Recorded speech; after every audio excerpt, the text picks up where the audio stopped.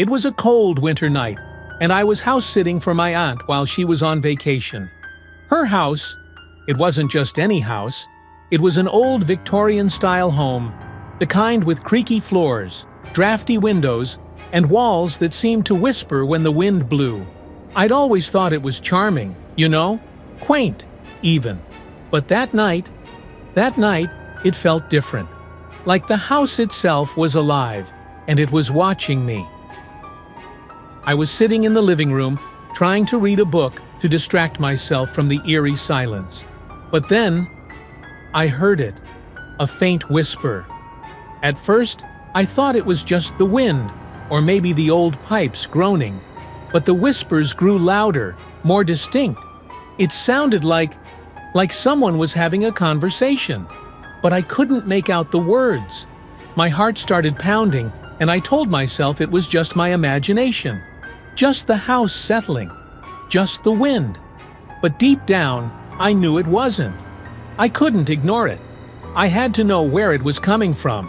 So, I grabbed a flashlight and followed the sound. The whispers led me to the basement door.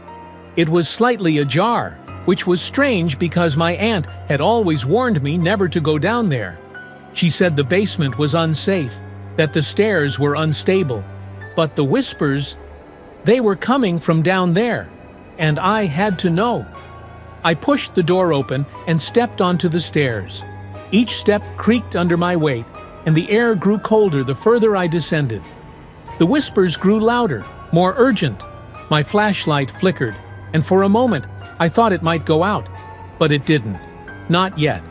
The basement was damp and dark, with a single flickering bulb hanging from the ceiling. The whispers were coming from the far corner, where an old dusty mirror stood. It was tall, with a cracked frame and a surface that looked like it hadn't been cleaned in decades. I approached it slowly, my flashlight trembling in my hand. The whispers were so loud now, like they were right in my ear. But they weren't coming from behind me. They were coming from the mirror. I stopped in front of it, my breath visible in the cold air. And then, the whispers stopped. The room fell silent. Too silent. I stared into the mirror, and that's when I saw it. A face staring back at me that wasn't my own. It was pale, with hollow eyes and a twisted smile. It looked wrong. Like it wasn't human. I stumbled back, dropping the flashlight, and the room plunged into darkness. I don't remember how I got out of the basement. I don't remember running up the stairs or slamming the door shut. All I remember is locking myself in my room and sitting there, shaking, until the sun came up. The next morning, I told my aunt what had happened. She went pale, her hands trembling as she poured herself a cup of coffee. And then she told me the truth. The house had a dark history. Decades ago, a previous owner had gone mad. He claimed the walls were whispering to him, driving him insane. One night, he was found dead in the basement, staring into that same mirror. My aunt had never told me because she didn't want to scare me. But now I understood why she always warned me to stay away from the basement. I never went back to that house.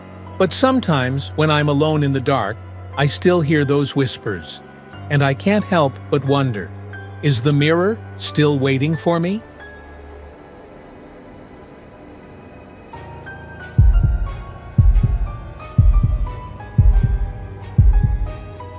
It was late at night, and I was driving home from work. The roads were empty, and the only sound was the hum of my car's engine. I was exhausted, but I was almost home. That's when I noticed something strange in my rearview mirror, a figure sitting in the back seat. My heart skipped a beat.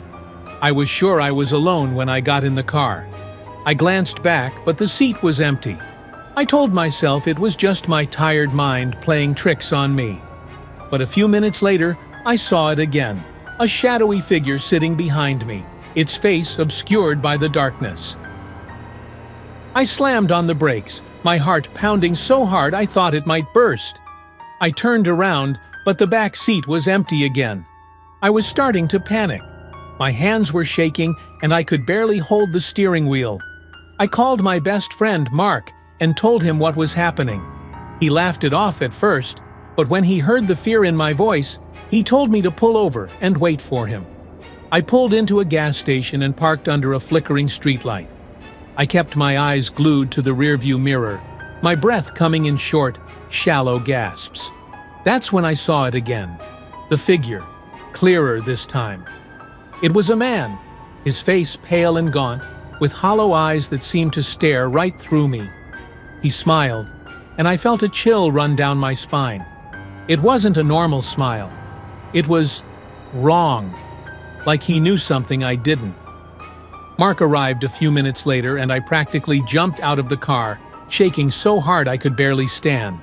He searched the back seat, but found nothing. No one was there. He tried to calm me down, but I couldn't stop thinking about that face, those eyes, that smile. We decided to drive to his place, and I left my car at the gas station for the night. I didn't care. I just wanted to get as far away from it as possible. The whole way to Mark's, I kept checking the rearview mirror, half expecting to see that figure again. But the back seat was empty. The next morning, we went back to the gas station to get my car.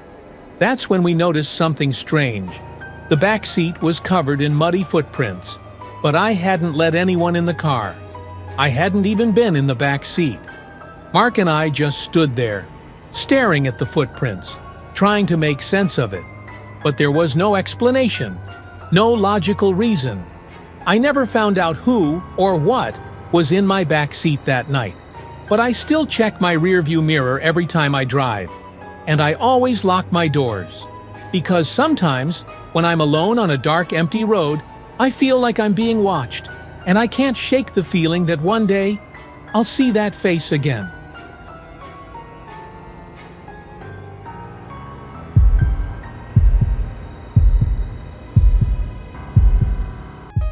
I used to work as a nurse at a small rural hospital. It was an old building, the kind with long, dimly lit hallways and a history that no one liked to talk about. The kind of place where you could hear your own footsteps echo, even when the halls were empty. But one night, during my shift, something happened that I'll never forget. I was assigned to check on a patient in room 214. The room was at the end of a quiet hallway, far from the nurse's station. As I walked down the hall, the air felt heavier, colder, like I was stepping into a different part of the hospital, or maybe a different world. When I reached the room, I noticed the door was slightly ajar. I pushed it open and stepped inside, but the room was empty. The bed was neatly made, and there was no sign that anyone had been there. Confused, I checked the patient chart, but it was blank. No name, no notes, nothing. I asked my supervisor about it, but she just shook her head and said, "There's no room 214 in this hospital." I was sure I had seen the room. I had just been inside it. So, I went back to check. But when I reached the end of the hallway, there was no door, just a solid wall. I ran my hands over it, searching for some kind of hidden entrance, but it was just a wall. I asked around, but no one knew what I was talking about.